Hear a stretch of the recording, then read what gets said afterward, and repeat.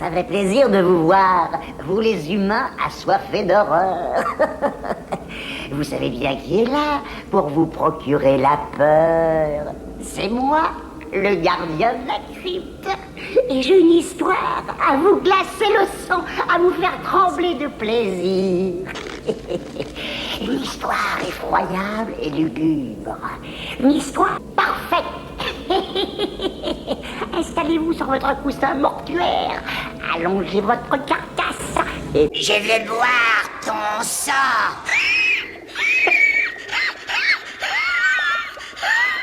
Allez, faut m'excuser, il faut que je reprenne le travail. On m'attend.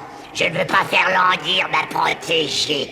Avouez qu'elle est plantureuse. Je vais avoir du travail jusqu'au cou. Et maintenant, regardez cette histoire en buvant à ma mort, pardon, à ma santé.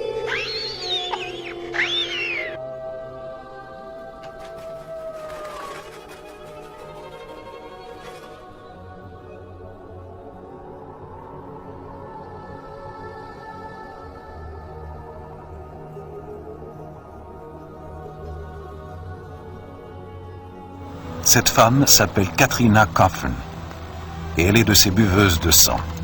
Plus encore, elle conduit un corbillard, elle dort dans un cercueil et elle habite dans une sorte de musée d'horreur qu'elle a elle-même créé. Et elle boit le sang de ses amis depuis qu'elle est enfant. Lorsqu'une de mes amies se coupait accidentellement, je buvais le sang de cette coupure. Les autres enfants en étaient fascinés. Et lorsqu'ils se coupaient à leur tour, ils venaient rapidement me voir pour que je puisse boire le sang directement de leur coupure. Et chaque fois, cela amusait tout le monde. Plus tard, à l'adolescence, elle n'attend plus qu'une de ses amies se blesse pour boire son sang. Elle adopte une attitude plus active.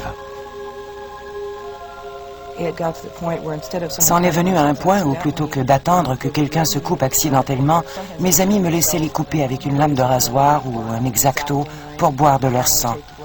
Elles faisaient même parfois ces coupures elles-mêmes. Aujourd'hui, je les appelle mes donneurs. Ce sont bien des donneurs volontaires, des adultes consentants et non pas des victimes. Je ne ferai jamais ça avec des enfants ou des animaux. Pour Katrina, le vampirisme est une expérience sensuelle qui est agréable pour les deux partenaires.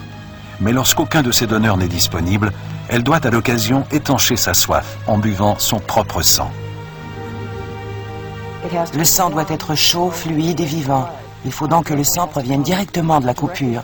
Je ne cueille jamais le sang avec une seringue pour le transférer dans un verre parce qu'au contact de l'air, il se refroidirait et il coagulerait et il serait tout simplement imbuvable. Même si Katrina habite sous le chaud soleil du sud de la Californie, elle ne visite jamais les plages de l'endroit. Elle préfère éviter le soleil en passant ses journées entières à dormir dans son cercueil. Je n'aime pas le soleil. Je préfère les squelettes et les cercueils. Et j'adore le sang. J'aime aussi la nuit. Je ne suis pas une personne satanique qui adore le démon et qui rôde la nuit pour tuer des gens. J'essaie seulement d'expliquer aux gens le vrai sens du vampirisme. Bonjour, je suis Sérigon Audacy et je suis actrice. À 28 ans, Sérigon vit sous les feux des projecteurs le jour. Très innocente, ça ne me ressemble pas du tout.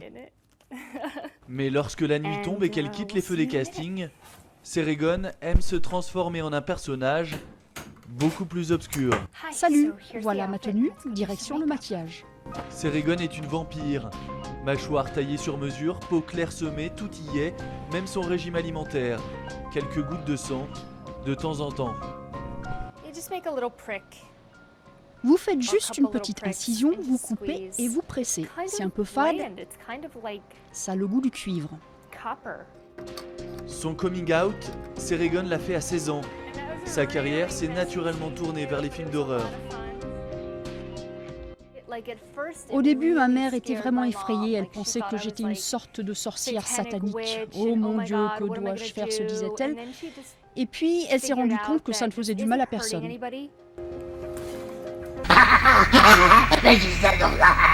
En ce qui concerne les enfants, je suis prêt à partir en voyage. J'ai mon passeport, ma liste de chambres de torture et mon aller-retour sur un vaisseau fantôme. J'ai rien oublié, je n'ai plus qu'à me tirer. Je tire. les voyages, ça m'éclate. J'ai le hockey.